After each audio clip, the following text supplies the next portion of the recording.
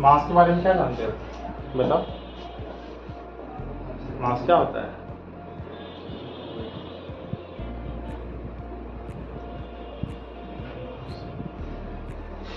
कुछ नहीं।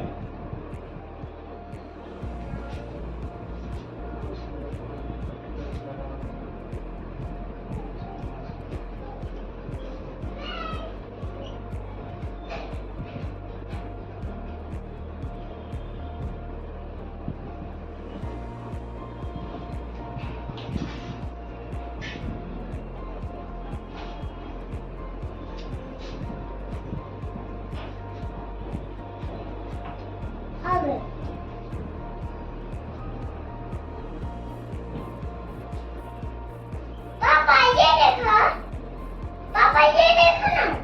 ओके।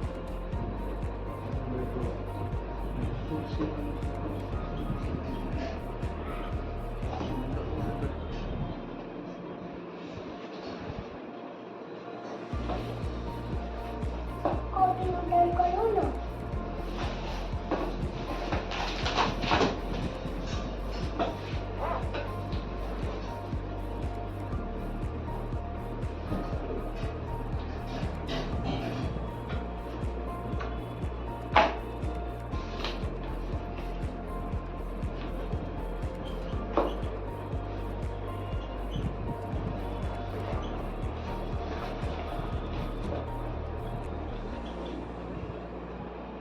इसको या तरफ से ऐसे लाइन में खींचना, इसको या तरफ से इसको या तरफ से खाली करना।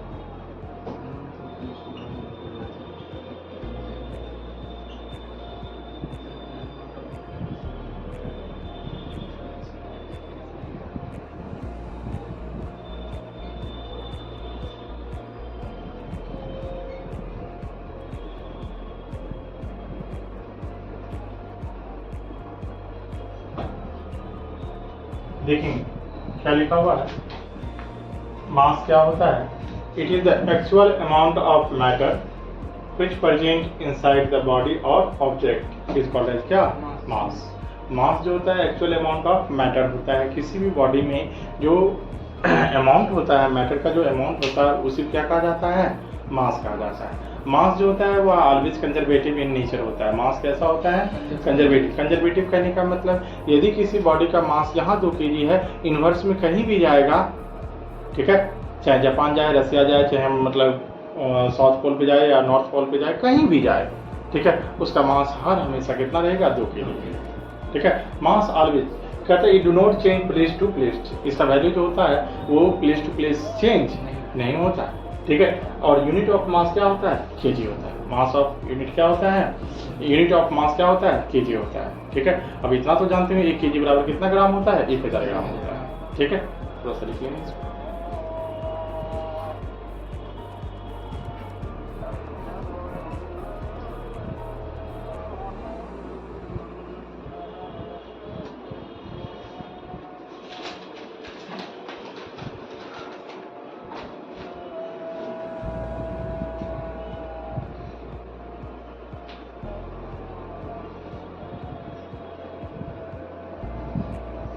कॉपी सीधा कीजिए, कॉपी सीधा कीजिए, कॉपी सीधा कीजिए। हाँ, हो गया। ठीक है, तो मास कैसा होता है? कंजर्वेटिव नेचर होता है। ठीक है, यहाँ जो कपड़ा था तो ये रहा। ठीक है, दूसरा कहता है वेट।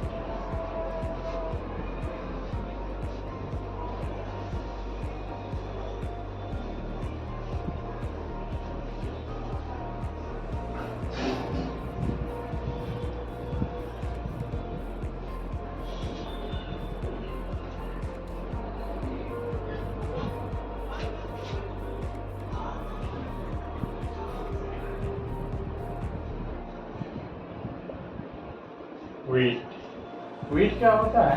ठीक है, it arises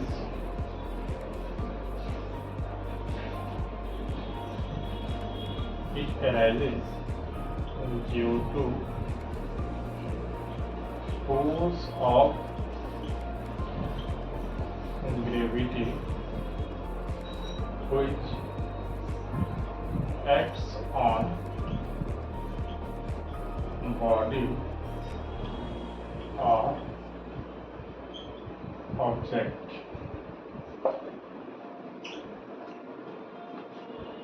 It is non-conservative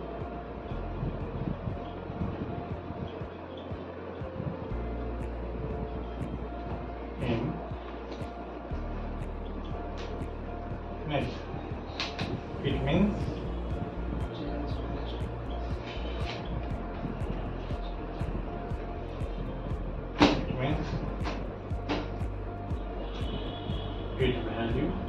its value change place to place.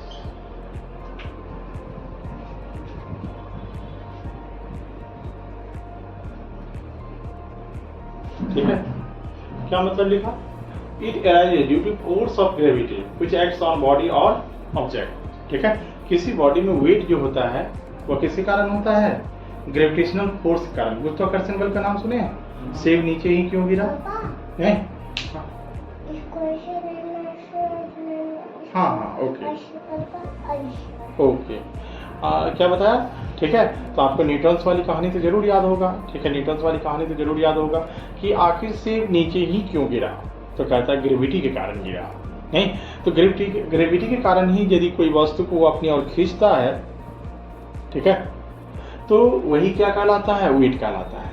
ठीक है, वही क्या कहलाता है? वेट कहलाता है। लिखा हुआ it arises due to the force of gravity which acts on body और क्या? ऑब्जेक्ट। किसी बॉडी या ऑब्जेक्ट पे जितना जो फोर्स लगेगा वही क्या है? और फोर्स का यूनिट क्या होता है? Force of gravity. ग्रेविटी का क्या होता है? ठीक है, तो न्यूटन होता है। इसका यूनिट क्या होता है?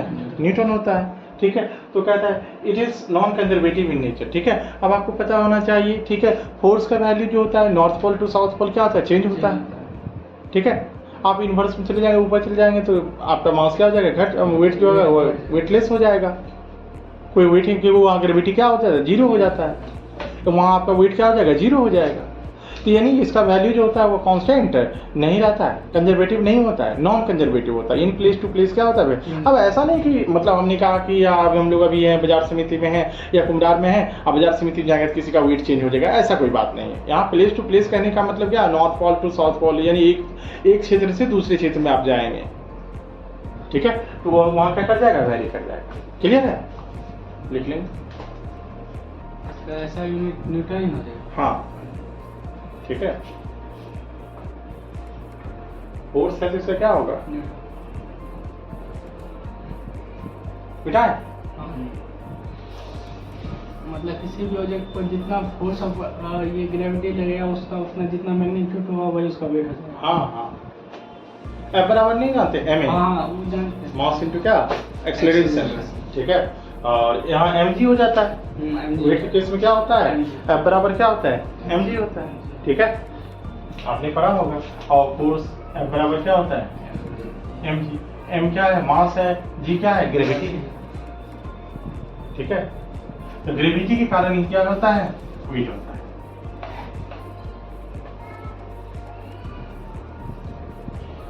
दूसरा टर्म आता है वॉल्यूम। दूसरा टर्म क्या होता है? छोटा छोटा टर्म है, ठीक है, जो एनसीईआरटी में दिया हुआ है, थोड़ा सा जान लीजिए। ठीक है, ऐसे तो जानते हैं। वॉल्यूम जानते हैं कि नहीं जानते? क्या होता है वॉल्यूम? बताओ। ये सब तो अपने से पढ़ने का चीज है। ठीक है, कुछ नहीं जानता है। It is the product of length, breadth and height. ये किसका है? प्रोडक्ट है। किसका प्रोडक्ट है? ठीक है, यदि हम लोग कह सकते हैं, ठीक है, वॉल्यूम बराबर क्या कर सकते हैं? लेंथ, ब्रेथ इनटू क्या? हाइट। यदि तीनों को यदि मीटर में नापेंगे, मीटर मीटर मीटर, तो क्या आ जाएगा? मीटर क्यों हो जाएगा? ठीक है, यदि इसको हम डेसीमीटर में मापेंगे, डेसीमीटर डेसीमीटर और डेसीमीटर, तो क्या हो जाएगा? समझ रहे हैं कि नहीं समझ रहे हैं? ठीक है, यदि सेंटीमीटर में मापेंगे तो क्या होगा? सेंटीमीटर सेंटीमीटर सेंटीमीटर, और फिर क्या हो जाएगा? समझ में आया कि नहीं आया? और 1 मीटर के बराबर कितना होता है बताओ? 1000 लीटर होता है। 1 मीटर क्यूब बराबर कितना होता है? 1000 लीटर होता है। 1 डेसीमीटर क्यूब बराबर कितना होता है? 1 लीटर होता है।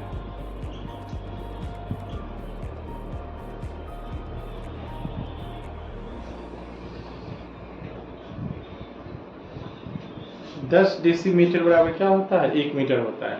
ठीक है, 10 डेसीमीटर बराबर क्या होता है? तो देखो ना, 10 गुना 10 कितना हो जाएगा? 1000 होगा। ठीक है, तो 10 डेसीमीटर क्यूब बराबर क्या होता है? बात समझे कि नहीं समझे?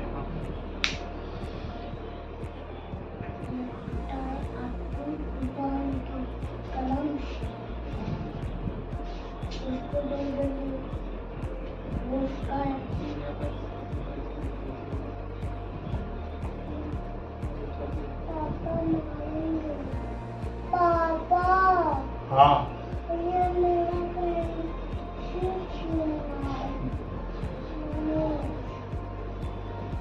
टाइम लगेगा। ठीक है, बातचीत नहीं करो। ठीक है, तो क्या बताया कि हाँ, एक थोड़ा सा ये जानो। ठीक है, वॉल्यूम के केस में, ठीक है, बराबर इस्तेमाल करते हैं, तंग करेंगे। ठीक है, 1 सीसी का मतलब समझते हैं? क्या समझते हैं? 1 सेंटीमीटर। 1 सीसी का मतलब होता है 1 सेंटीमीटर क्यूब, और 1 सेंटीमीटर क्यूब का मतलब क्या होता है? 1 ml होता है। सीसी कहिए या ml कहिए या फिर सेंटीमीटर क्यूब कहिए, सब बात का होगा बराबर होगा। ठीक है, देखिएगा किसको कहते हैं? जब लंबाई 1 सेंटीमीटर हो, चौड़ाई 1 सेंटीमीटर हो, ये भी 1 सेंटीमीटर हो, ये भी 1 सेंटीमीटर हो, और ये भी क्या हो? 1 सेंटीमीटर हो, इन तीनों का जो प्रोडक्ट होगा वही क्या कहलाएगा? 1 ml कहलाएगा। क्या कहलाएगा? 1 सेंटीमीटर लंबा, 1 सेंटीमीटर चौड़ा, 1 सेंटीमीटर ऊंचा। ठीक है, तीनों का जो प्रोडक्ट होगा वो क्या कहलाएगा? 1 सेंटीमीटर क्यूब कहलाएगा। और 1 सेंटीमीटर क्यूब बराबर कितना होता है? 1 ml होता है। क्लियर? लिख लो।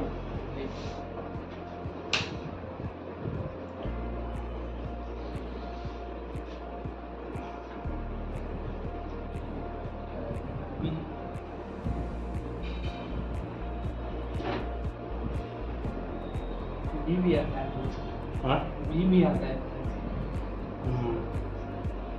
चलो, इतना स्कूल यहाँ मतलब इतना जल्दी ये सीख गया, हमको इस बात पर खुशी।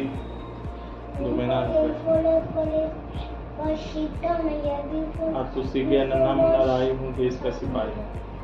पापा हाँ, ये फॉर पर भी फॉर सीखता नहीं है। नहीं सीखता है, ये वाला लगता है ये लोग को मारना पड़ेगा। हमारे आज तुम लोग को मारेगा। तुम लोग कस दिया पापा। हाँ, घास दिया ये।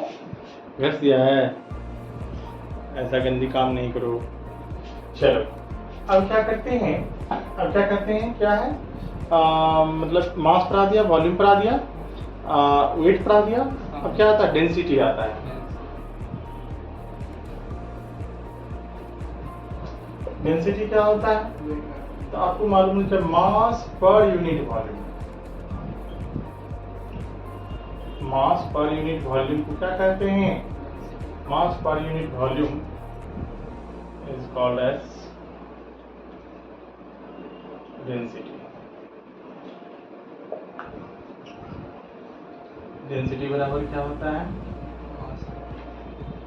डेंसिटी बराबर क्या होता है? मास बाय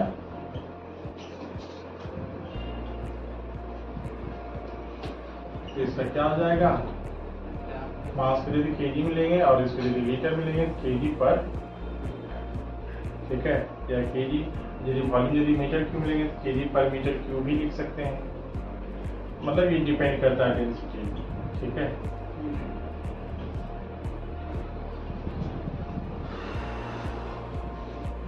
अच्छा आप इस पर ऐसा भी छोटा सा यूनिट लेंगे, ऊपर में ग्राम लेंगे और नीचे में क्या लेंगे, ml लेंगे, तो क्या हो जाएगा, ग्राम पर ml भी कह सकते हैं, ये भी डेंसिटी है। समझे?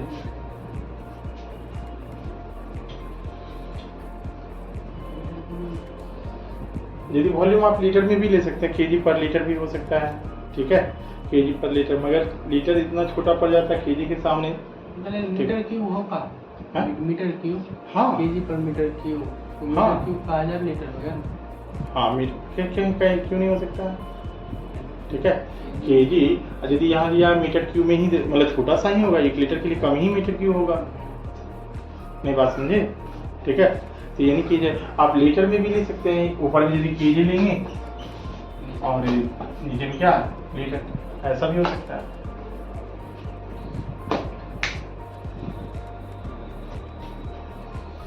हो गया? अब उसके बाद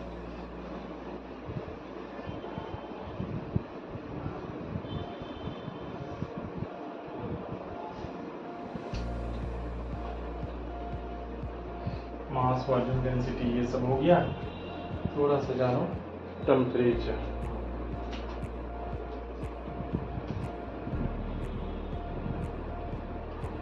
टेम्परेचर क्या होता है? Hotness and coldness of any object है hotness and coldness.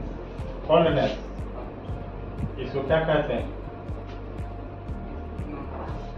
Hotness and coldness of any object of any body or object, body or object is called as क्या? अच्छा, ये तो बउआ वाला डिफिनेशन बच्चे क्लास से हम लोग पढ़ते आ रहे हैं, मगर थोड़ा सा हम उसको मॉडिफाई किए हैं। ठीक है, इट इज द एनर्जी, पानी हमको भी पीना है, energy state of the body और हाँ object, it is the energy state of the body और क्या ऑब्जेक्ट। ठीक है, यह किसी बॉडी का एनर्जी स्टेट होता है। ठीक है, यह किसी बॉडी का क्या होता है? कुछ समझ में आ रहा है कि नहीं आ रहा है? कि सिर्फ हम पढ़ाए जा रहे हैं? कल जो तुम बनाया था तो टास्क लेके नहीं आया दिखाने के लिए, हाँ मामा इतना बनाया इतना नहीं बना, मतलब जब हम पूछेंगे तब। हाँ, अपना भी तो कुछ ह्यूमैनिटीज है, अपना कुछ नहीं है, मतलब हम तुम्हारे पैसे हाथ धो के पड़े रहेंगे। कल सुबह दिखा देंगे। अच्छा, मुहूर्त कल निकल रहा है, कल तो हम रहेंगे नहीं। सुबह दिखा देंगे।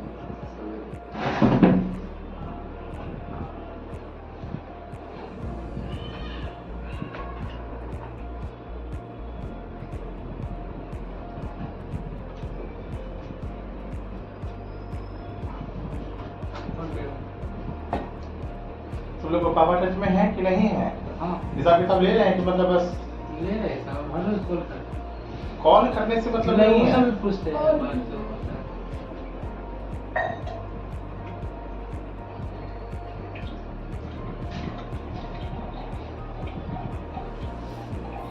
हो गया?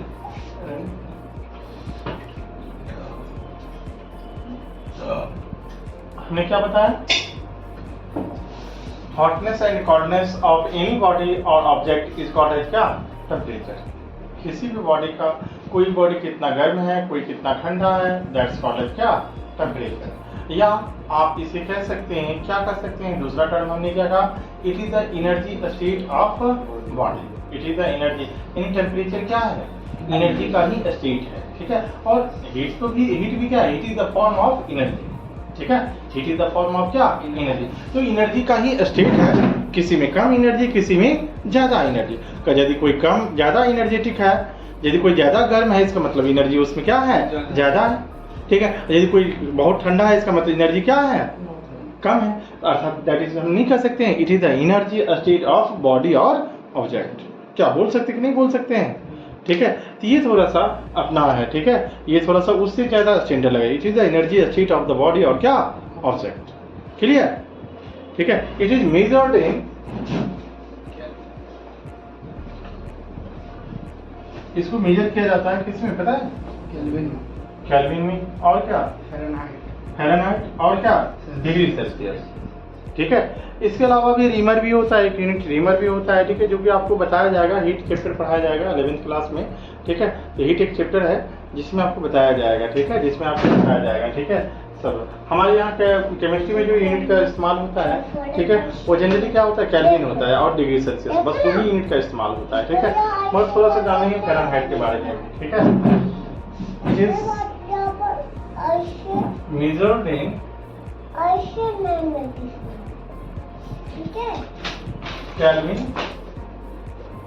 उसके बाद इसको ऐसे बोलो, degree Celsius, degree Celsius and Fahrenheit,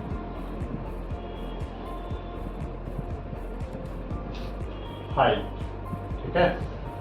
degree Celsius और क्या, केल्विन और फ़ारेनहाइट।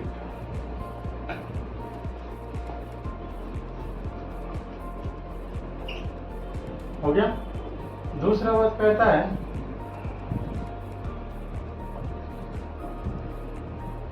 देखेंगे,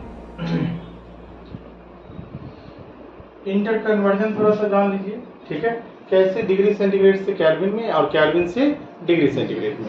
तो आप ध्यान रखेंगे, ठीक है। पहला conversion of degree centigrade to kelvin, K for क्या, ठीक है, डिग्री सेंटीग्रेड को कन्वर्ट करें कहाँ, केल्विन में। तो अर्थात केल्विन बराबर क्या हो जाएगा, तो डिग्री सेंटीग्रेड प्लस 273.15 होता है, ठीक है। मगर हम लोग कैलकुलेशन को इजी करने के लिए डिग्री सेंटीग्रेड प्लस 273 लेंगे, यानी 0.15 को क्या कर देंगे, नेगलेक्ट कर देंगे। क्या कर देंगे, बात समझ में आया, ठीक है। एग्जैक्ट कितना होता है, डिग्री सेंटीग्रेड प्लस 273.15 होता है, ठीक है।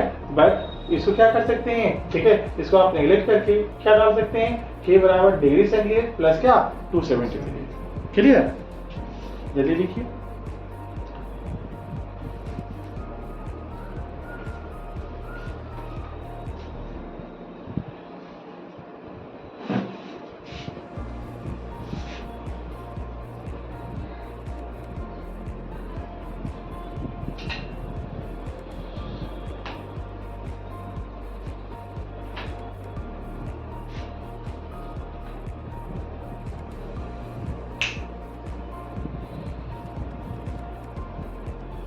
हो गया, तो ये रहा।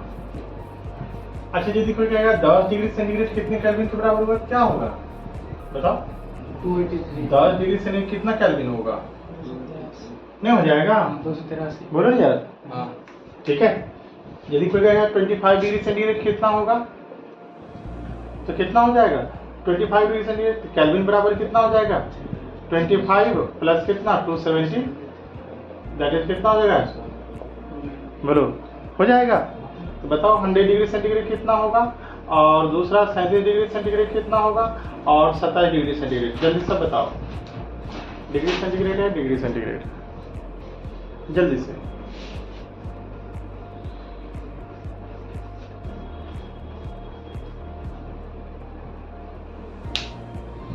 हो गया,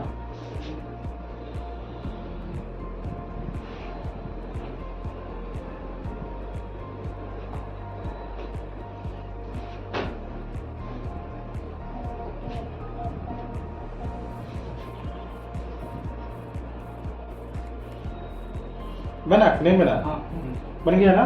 कितना आया होगा, 373, ये कितना आया होगा, 310, और ये कितना आया होगा, 300, आ गया।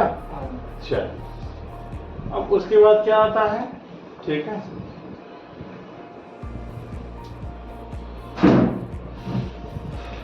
अभी आपने पढ़ा क्या, डिग्री सेंटीग्रेड टू केल्विन। अब क्या पढ़ेंगे, kelvin two degree centigrade, conversion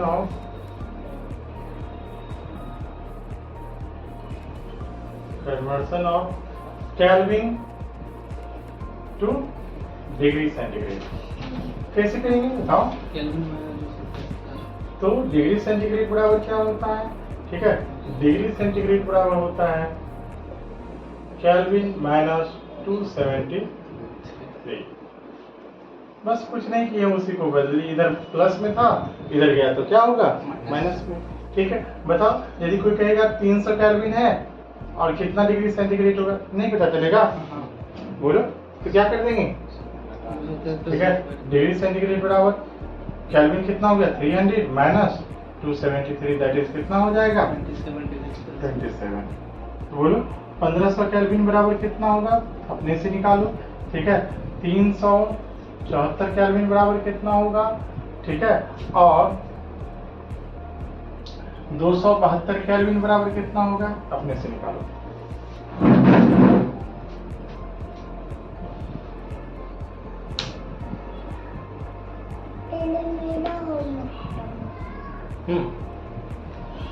देखते हैं कौन जीतता है। पहले हम जीतेंगे।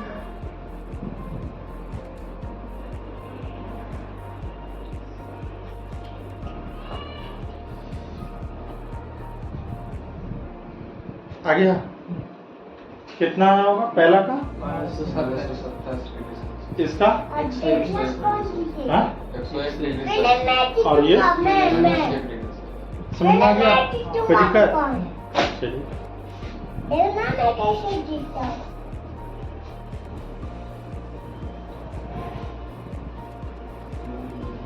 और एक होता है डिग्री सेंटीग्रेड टू फ़ारेनहाइट। क्या होता है, degree centigrade conversion of degree centigrade to क्या, फ़ारेनहाइट। डिग्री फ़ारेनहाइट भी कह सकते हैं। ठीक है, तो डिग्री फ़ारेनहाइट बराबर क्या होता है 9/5 इंटू डिग्री सेंटीग्रेड प्लस 32, ये आप कह सकते हैं।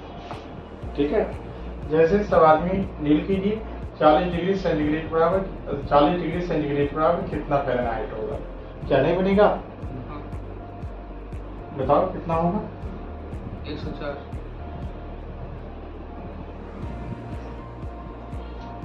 ये बताओ, और 37 डिग्री बताओ। ठीक है, और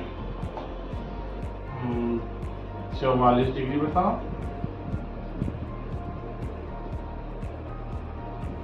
ठीक है, देखा मेरा केश। 50 डिग्री सेंटीग्रेड। मैं क्या कर पापा ये देखे। अरे वाह, कितना अच्छा बना। आपका बी अच्छा नहीं बना, बी थोड़ा सा अच्छे से बनाइए। बी फॉर बॉल जो होता है, किधर है बी? देखिए बी कहाँ है।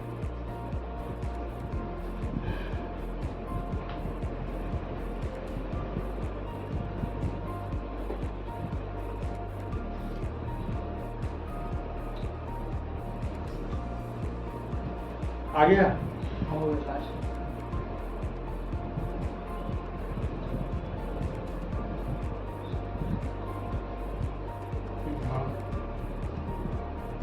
कितना आया होगा।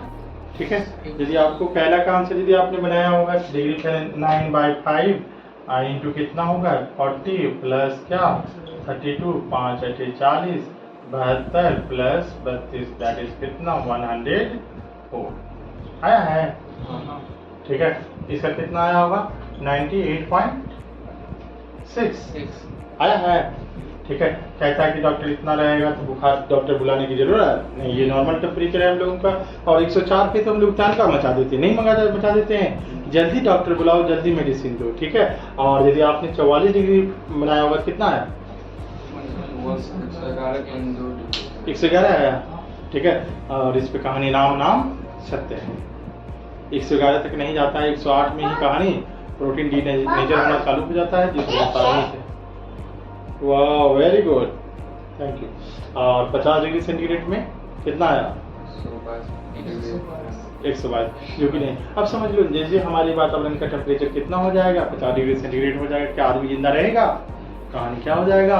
रफा दफा हो जाएगा। और धीरे धीरे ग्लोबल वार्मिंग के कारण हमारा टेम्परेचर बढ़ते जा रहा है, जो कि कहीं ना कहीं हमारे लिए क्या है? हार्मफुल है। ठीक है, आज की सभा यहीं संपन्न होती है, फिर हम लोग मिलते हैं नेक्स्ट डे।